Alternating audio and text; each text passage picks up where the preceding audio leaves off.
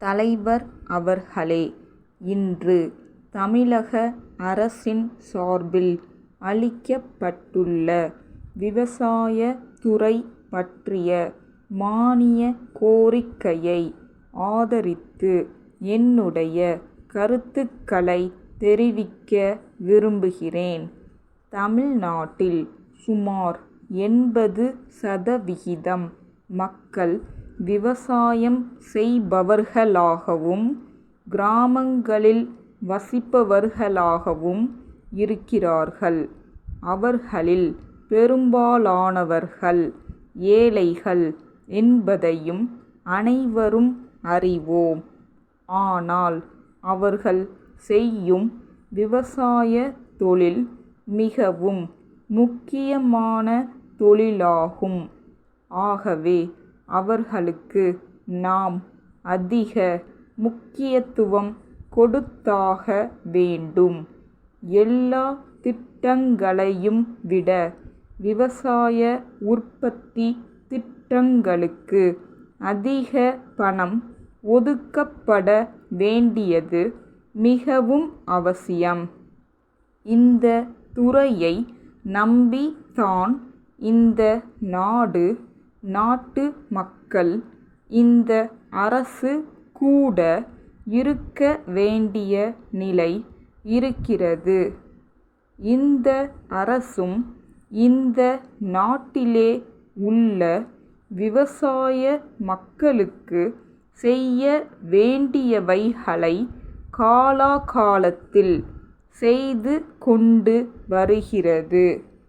எனினும் இத்துறையில் செய்ய வேண்டிய சீர்திருத்தங்களும் முன்னேற்றங்களும் ஏராளமாக இருக்கின்றன என்பதையும் அரசு மறந்து விடுவதற்கில்லை.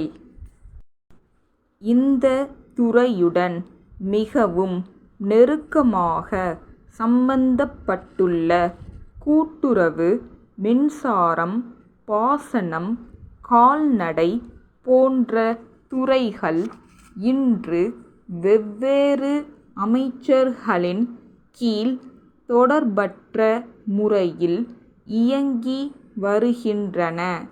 இந்த நிலை விவசாய உற்பத்தி வளர்ச்சிக்கு உறுதுணையாக அமையவில்லை என்பது இப்பொழுது பரவலாக உணரப்படுகின்றது.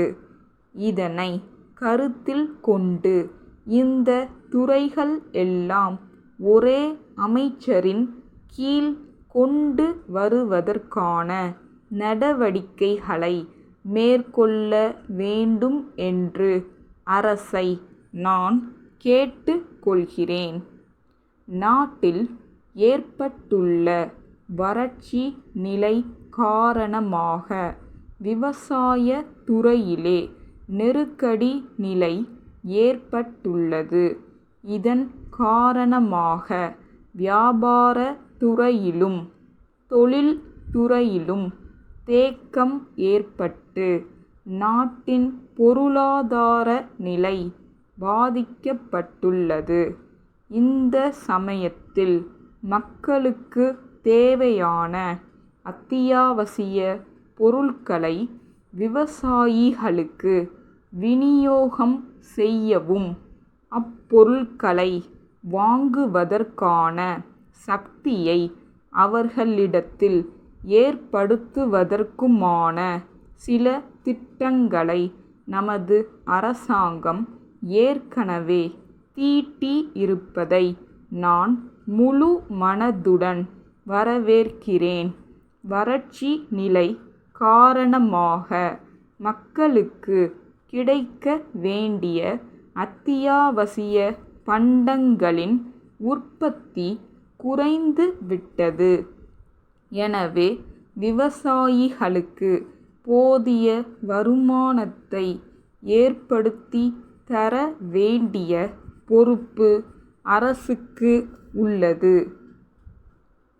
சென்னை, மயிலாப்பூர் ராஜா பட்டு துணி உற்பத்தியாளர்கள் மற்றும் விற்பனையாளர்களிடமிருந்து திருச்சி பெரிய தெரு குமரன் துணிக்கடை உரிமையாளர் திருவாளர் வி. எஸ். கந்தசாமி அவர்களுக்கு அன்புடையீர்.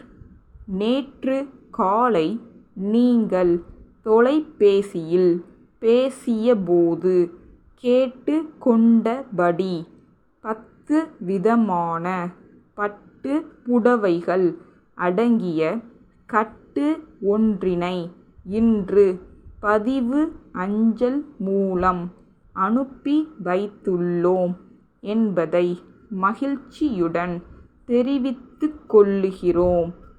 இத்தகைய சிறந்த புடவைகளுக்கு இப்பொழுது கிராக்கி ஏற்பட்டு மிக அதிக அளவில் அவைகள் விற்பனையாகிவிட்டபடியால் கூடுதலாக அனுப்ப இயலவில்லை.